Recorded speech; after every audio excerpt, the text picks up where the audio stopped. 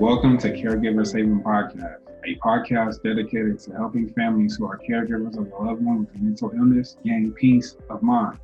Even though this is a podcast focused on family caregivers of the mentally ill, much of the discussion can be helpful to any caregiver.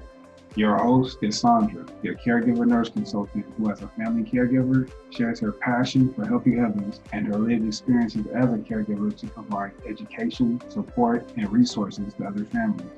Sandra is a registered nurse and many of her guests are healthcare professionals. However, this is not a professional podcast, nor will be associated with any mental health counseling or medical doctor.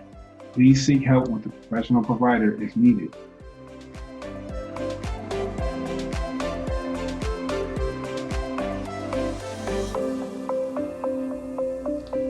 Hey caregivers, how are you?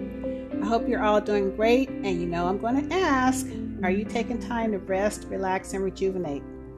Remember, we have to keep ourselves calm and healthy in order to take care of our loved ones. So, today we will be discussing de-stressing and calming ourselves when our usual techniques are unavailable. It may seem simple enough, but sometimes things catch us off guard and we have to be ready to pivot. Sometimes we have to pivot from our usual calming activity. And so in my mind, self-care and self-calming are a little bit different.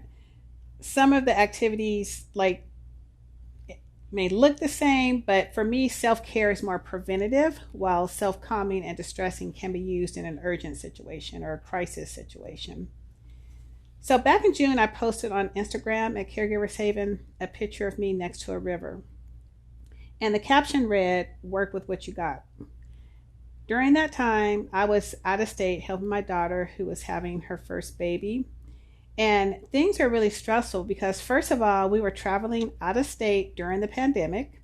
So we ended up driving about 20 hours because we didn't want to fly. And that was stressful, just, traveling during the pandemic, making sure we had our mask and washing our hands and staying healthy for ourselves. And also because, she's pregnant, we didn't want to give any germs to her husband, or the baby when it came. So that was stressful enough. But then while we were there, all the rioting and protesting started.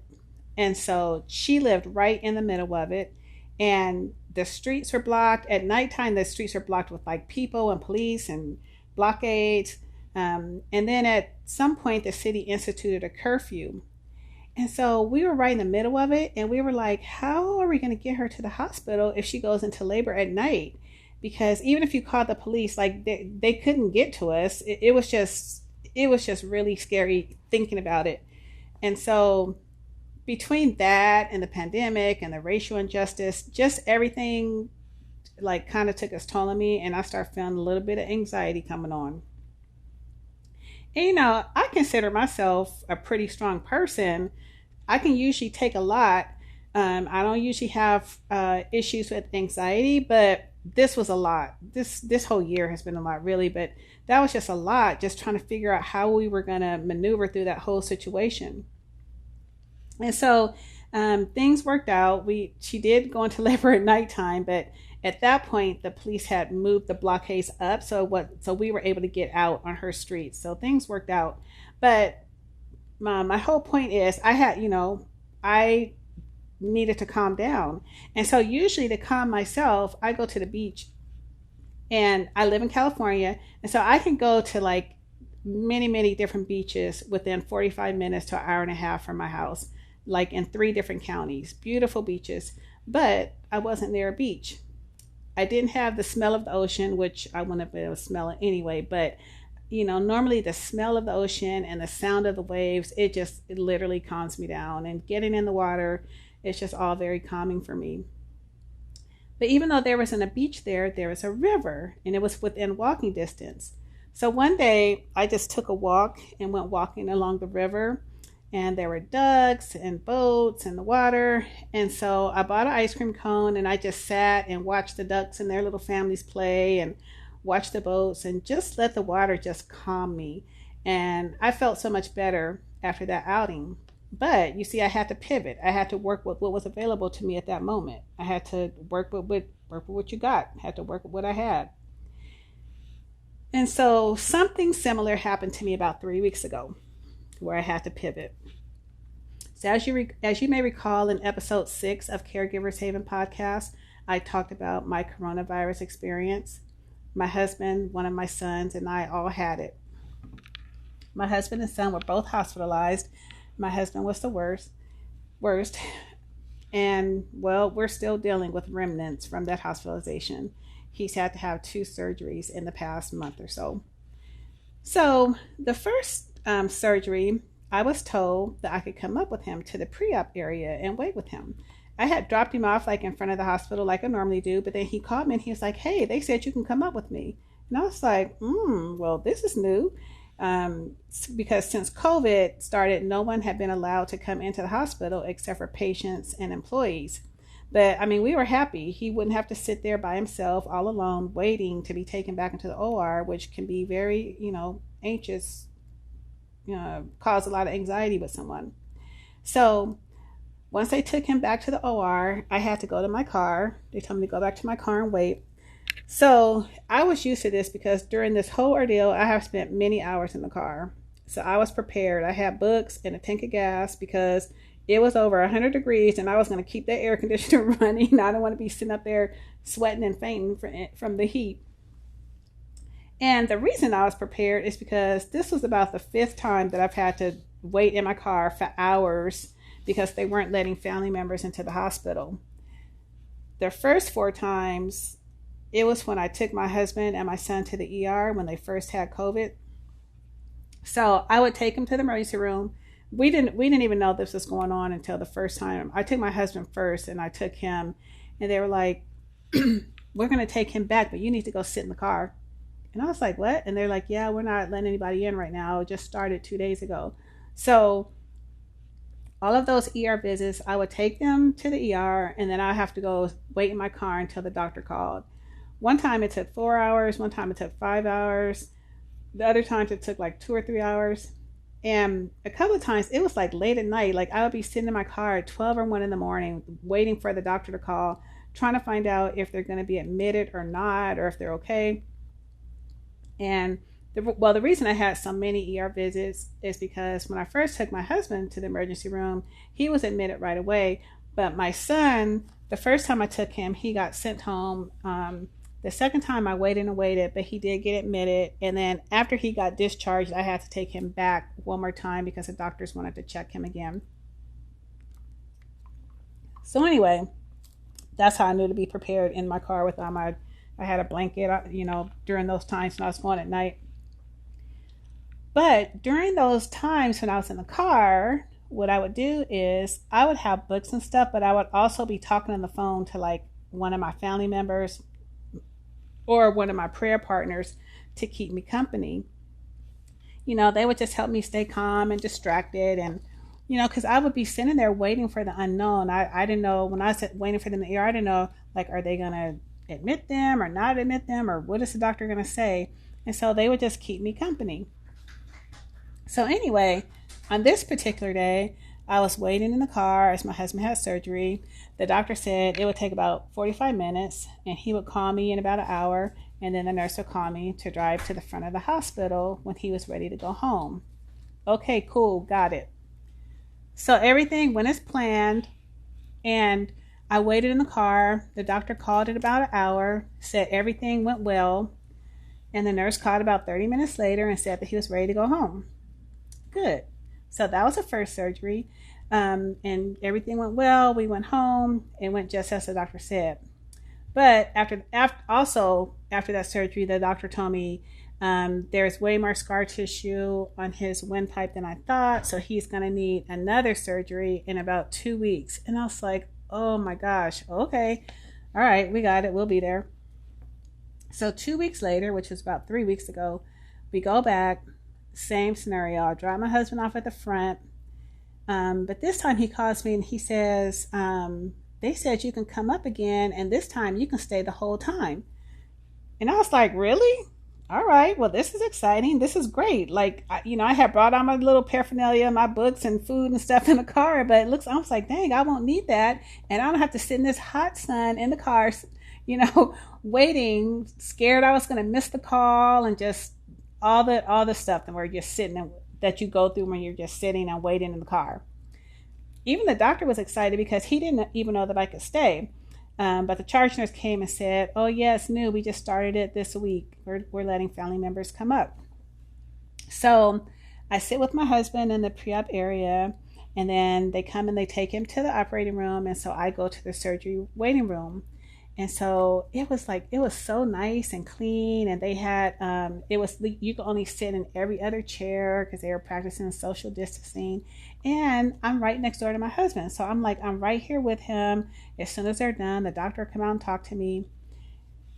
So I'm sitting there reading my book, and an hour goes by, and an hour and a half, and no one comes to talk to me.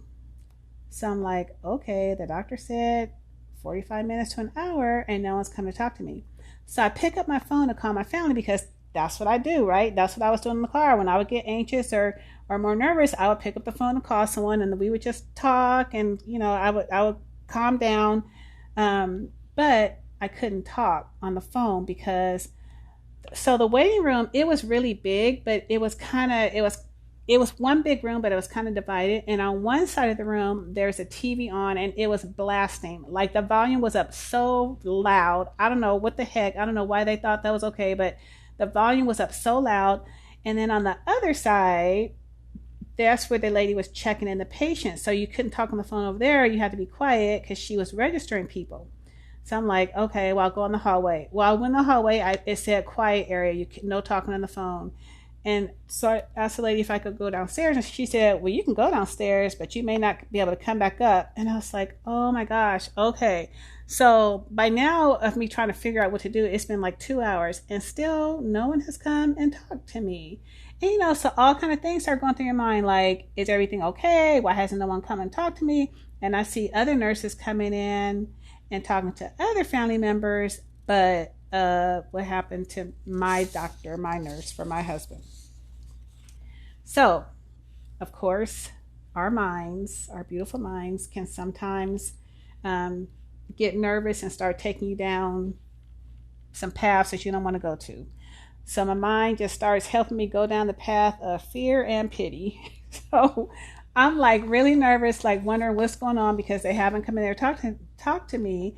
And then I'm like, I'm here by myself. I'm always here by myself. I've been sitting in the car by myself. They won't let any family member come up here with me. I've been in this ER 4 times. I've been in this hospital 4 additional times, not to mention all the doctor appointments in the meantime. And I'd be sitting in the car by myself. And now a second surgery, all because of this virus. And I was at home by myself when they were both in the hospital, and on and on and on. It was like the whole 6 months of this COVID ordeal all came tumbling down all at one time. And so I'm laughing now. It was not funny then because I was like really literally about to lose it. And it was all because my usual form of de-stressing and self-calming was not available to me. In that particular situation, my self-calming activity was talking on the phone to my family. And it wasn't available. I was sitting there. I was like really about to lose it. And just, all that negative chatter in my brain just going on and on and on. And I literally started feeling sorry for myself. I started thinking about everything we had been going through for the whole 6 months. And, before I was just, prayerful and positive and grateful, which I am still grateful to the Almighty God for pulling all of us through this, for we are still here, we're still healthy. But at that particular moment, I was not doing very well. So I had to pivot. And what I did is I had my phone and my headphones with me. And so I put my headphone on, and I went to YouTube and found the gospel song that I listened to when my husband and son were in the hospital. And I listened to that song all day, every day while they were in the hospital. I think I talked to you guys about it on one of my podcasts, that Clark sisters, Trust in Him. And I just kept playing it over and over. And because I'm telling you, my anxiety was like so high, I was going to start crying or screaming or something. But I started playing the song over and over, and slowly but surely, slowly but surely, I started calming down. I just started calming down, and I was able to start kicking out all of that negative chatter going on in my head, just kicking it out. I was able to just replace it with positive affirmations and calm words, positive words, and it just relaxed my soul. I just needed to relax and calm myself down and bring my mind back to positivity instead of all that negativity. And I mean, I've been through a lot. My family has been through a lot. So I had the right to have a pity party. Like, really, I had the right to feel alone. I had that right, but even though I had that right, I couldn't waddle in it, and I couldn't let myself go there because I needed to be strong for my husband. I needed to be strong for me. Like, I needed to be ready to take him home when they came in there. So eventually, the doctor called, and my husband was discharged. I ended up being there 3 hours. Now, mind you, he told me 45 minutes per hour. It was 3 hours before he called me well, actually, he called me at the 2.5 hour mark. He called and told me that everything went well. And then the nurse called at the 3 hour mark and said, you can come back and help your husband get dressed. He's ready to go home. But if I hadn't listened to that song, I would have been a hot mess by that 3 hour mark. 3 hours when you told me 45 minutes to an hour. And you guys all know I'm a registered nurse, so I know that, things can happen. They give you a time, and then it's approximate time. But I also know that sometimes it's a long time because something happened back there. There was some emergency that happened, and I was letting myself think too much about it. So you're probably wondering, what is the point of the story? And the point is, as we talk about self-care, keeping up our energy, staying healthy and calm for our loved one, I just don't want you to forget about self-calming. And so we need to make sure that we have something in our toolbox. We need to know what's in our toolbox to distress and stay calm in a stressful situation, especially an unexpected stressful situation. I didn't expect that to happen. I just thought it would be the same as 2 weeks prior with the prior surgery, where I'd just be sitting in the car for an hour, and 1 hour we'd go home. It was unexpected. And so a lot of times when things happen that are unexpected, we get a little panicky, or we get a little upset, or we kind of start not thinking straight. And so I just want you to think about that. Yes, we know about self-care, but just also think about self-calming, distressing. And so your takeaways for today is, if you may have to pivot. You may have to work with what you got. Like, you may not have all the things you normally need, but you may have to work with what you got in any given situation. So your usual go-to for calming may not be available, and you have to make sure you have that plan B or plan C or D, sometimes we have to do. Which brings me to my second point, which is, know what's in your toolbox. Know what calms you down. Like, have several activities available in case you need to pivot. It could be music, art, reading, going to the beach, which is my favorite. Just have different types of activities so that no matter where you are, whether you're in a private place or a public space, you can pull something from that toolbox, to calm you down. And a lot of the activities could be the same. Like, some of your self-calming activities and your self-care activities may be the same. Self-care, maybe yoga, doing breathing exercises, or riding your bicycle, going walking. These same things could be self-calming, but sometimes with self-calming, you may be like out in public, or you may be somewhere where you can't do those things. So you need to have like a variety of self-calming and de-stressing activities or techniques in your toolbox. So those are the main things I want you to get out of this conversation today, is to know what's in your toolbox, have a variety of items in your toolbox, and know that sometimes you may have to pivot. Just remember, you may have to pivot, have your toolbox ready with activities for self-care as well as self-calming techniques and activities. So that's it for today. My husband, after the surgery, he couldn't talk for a couple of weeks, but now he's talking and his voice is okay.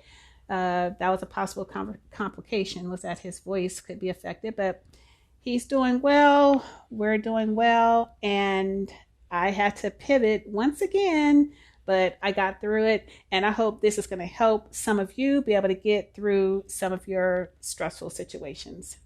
Okay, hold on for a few announcements and then I'll be back.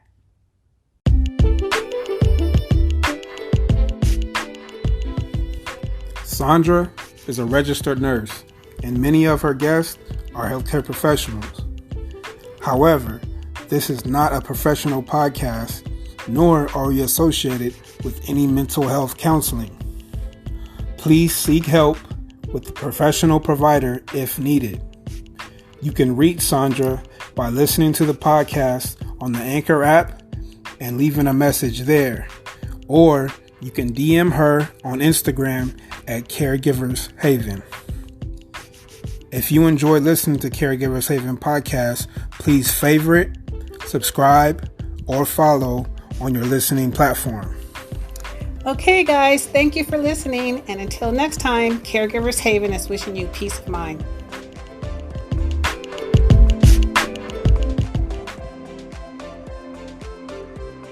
You can find Sandra on Instagram, Facebook, and YouTube at Caregivers Haven. If you enjoy listening to Caregivers Haven podcast, please share, subscribe, follow, and favorite.